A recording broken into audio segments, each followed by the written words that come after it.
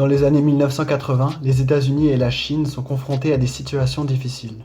En effet, Ronald Reagan arrive à la Maison-Blanche en 1981 dans un contexte de crise économique et financière suite au choc pétrolier de 1979.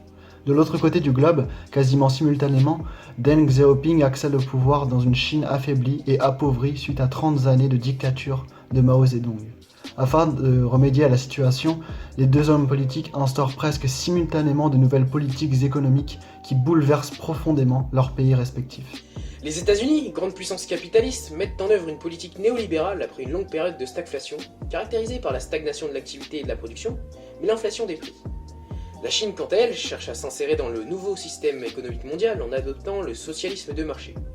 Une nouvelle doctrine économique à mi-chemin entre communisme et capitalisme. Dès lors, il est légitime de demander dans quelle mesure Deng Xiaoping et Ronald Reagan transforment l'économie de leur pays. Nous verrons d'abord comment Ronald Reagan propose d'améliorer la situation économique des États-Unis, pour ensuite voir comment Deng Xiaoping souhaite développer l'économie chinoise. Enfin, nous verrons que ces deux hommes sont influencés par le libéralisme, mais à différents degrés.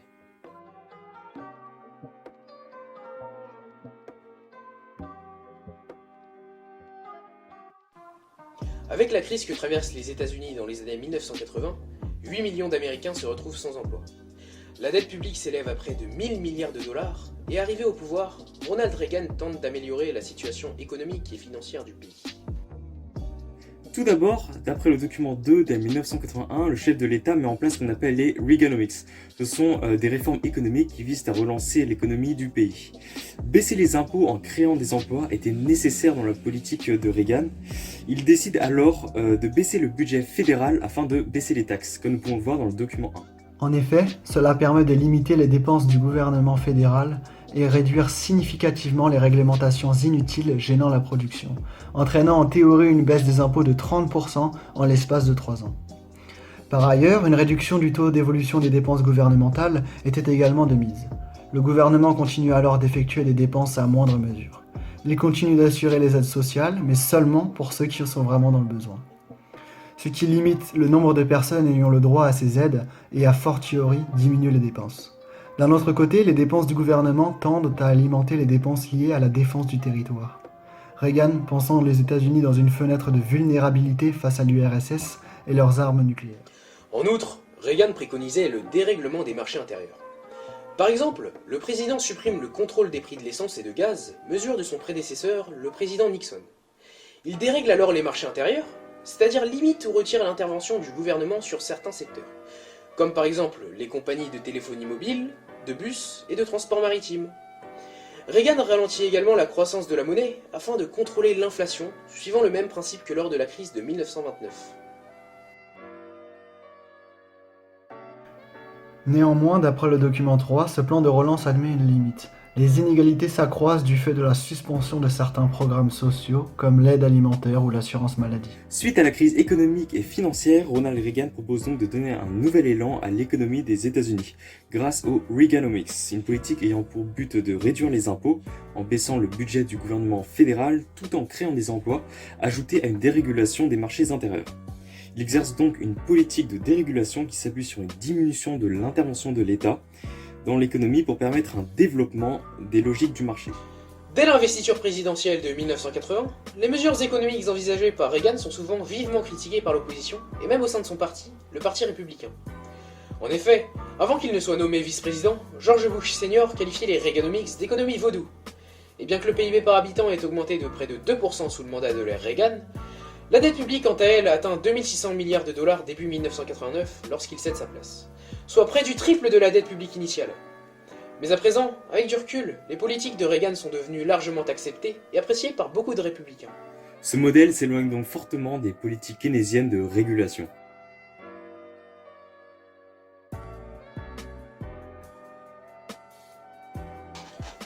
Suite à l'affaiblissement et à l'appauvrissement de la Chine, après l'ère de Mao Tse-tung, petit aparté, c'est par ailleurs l'ère d'où provient le cliché que les Chinois mangent des chats.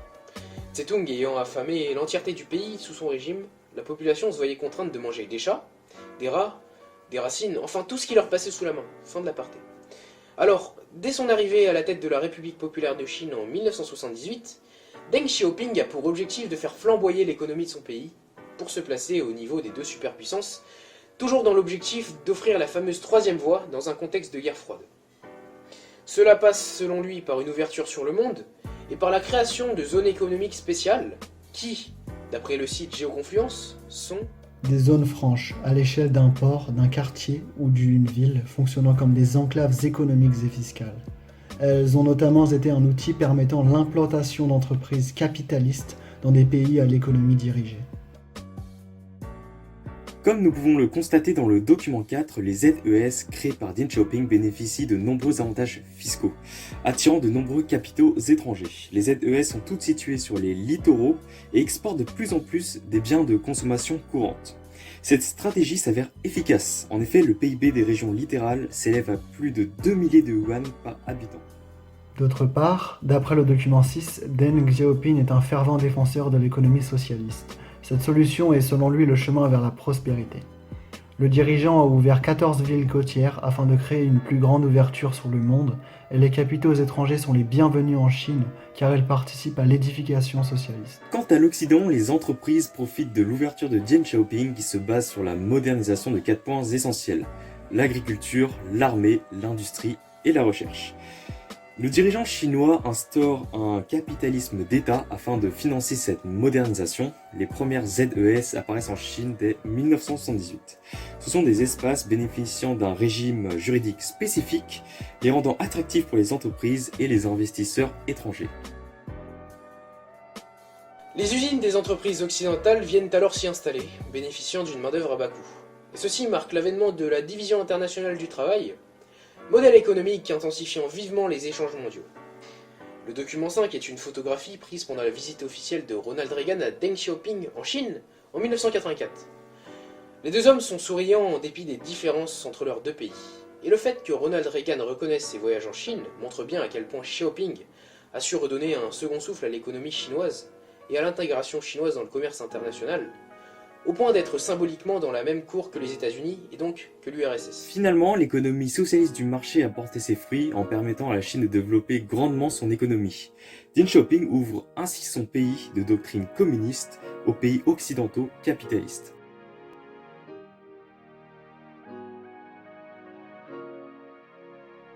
Les crises économiques des années 1970 obligent les États à s'éloigner des politiques de régulation keynésiennes qui étaient en place depuis 1945.